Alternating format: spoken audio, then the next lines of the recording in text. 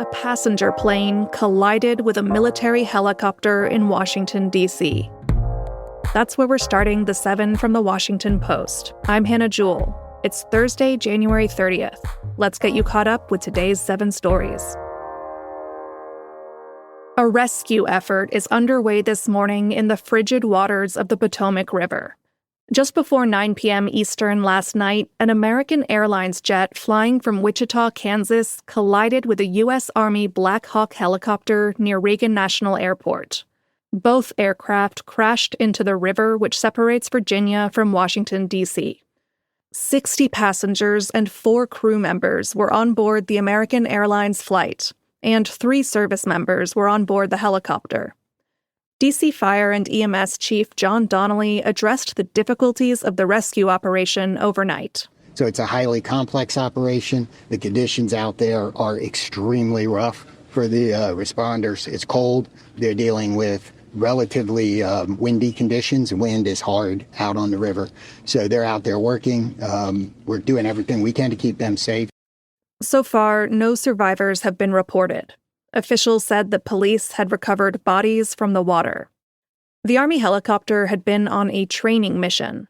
New Defense Secretary Pete Hegseth said the Pentagon and the Army have launched an investigation into the incident. This is a breaking news story, so please check out our website for the latest updates.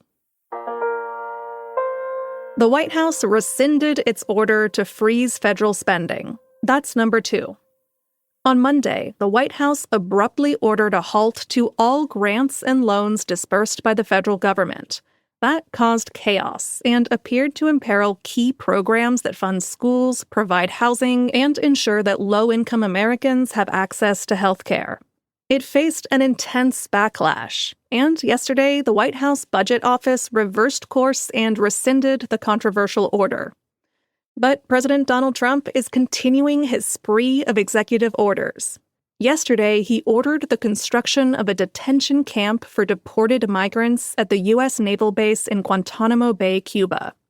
Trump said the facility would have 30,000 beds. If you're struggling to keep up with Trump's executive orders, check out our newsletter today. We have a list of all the orders that are already having an impact. Just follow the link in our show notes.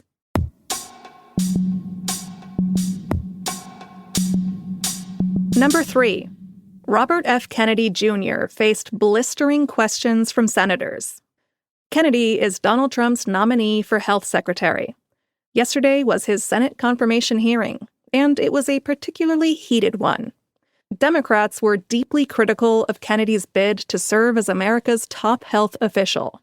Kennedy is a vaccine skeptic, and he struggled to defend some of his most controversial comments. Senator Bernie Sanders of Vermont questioned him about baby clothing for sale on the website of Children's Health Defense. That's a nonprofit organization that was founded by RFK Jr. The clothing has messages including "No vax, no worries." Can you tell us now that you will, now that you are pro-vaccine, that you're going to have your organization take these products off the market? Senator, I have no power over that organization. I'm not part of it. I resigned from the board. Yeah, that was just a few months ago. You founded that. You certainly have power. You can make that call. Are you supportive of this? I've had nothing to do with leadership. Are you supportive of these onesies? I'm supportive of vaccines. Are you supportive of this clothing, which is militantly anti-vaccine? I am supportive of vaccines. Kennedy will return to Congress for more questioning this morning. And there will be 2 other hearings that should also get interesting. Kash Patel is Trump's nominee to oversee the FBI. He'll face questions at about 9:30 a.m. Eastern. Then later, Tulsi Gabbard will sit for her hearing. The former Democratic representative from Hawaii is Trump's nominee to oversee U.S. spy agencies. And hers could be the toughest confirmation hearing of any of Trump's top nominees.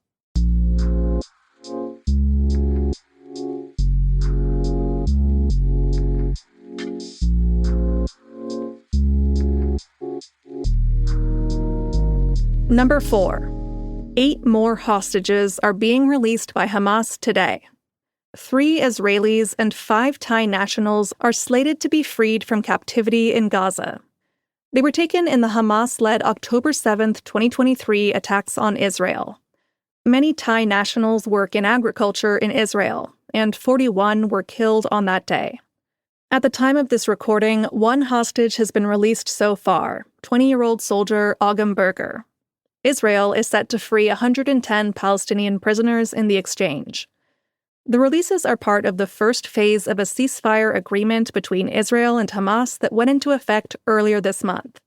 President Trump's new Middle East envoy, Steve Witkoff, was in Israel yesterday to oversee that fragile deal. A warming Arctic is weakening a key weather system. That's number 5. The polar vortex is a swirling column of frigid air that is usually contained around the North Pole. But the Arctic is the fastest warming place on the planet, and research shows that has weakened the polar vortex, allowing its cold air to escape southward. That's how we got snow on Gulf Coast beaches last week. And it's how, ironically, a warming planet can lead to unusually cold weather. But there was one strange exception last month. As the rest of the U.S. shivered, Alaska remained unusually warm. So far in January, Anchorage, Alaska has had less snow than New Orleans. It's still not balmy, though, with average temperatures of 29.3 degrees. So I still wouldn't pick it for some winter sun. Number 6. The secret to replacing forever chemicals could be found in the fur of polar bears. Forever chemicals are a class of widely used compounds also known as PFAS. They're linked to a range of health problems in people. But one substance that humans could use instead is found on polar bears. A new study figured out how an oily substance secreted by polar bears' skin stops their fur from freezing. Its anti-icing abilities rival that of some of the most advanced human-made materials. So, scientists hope that by recreating the bear's magical substance, they could develop better alternatives to toxic chemicals.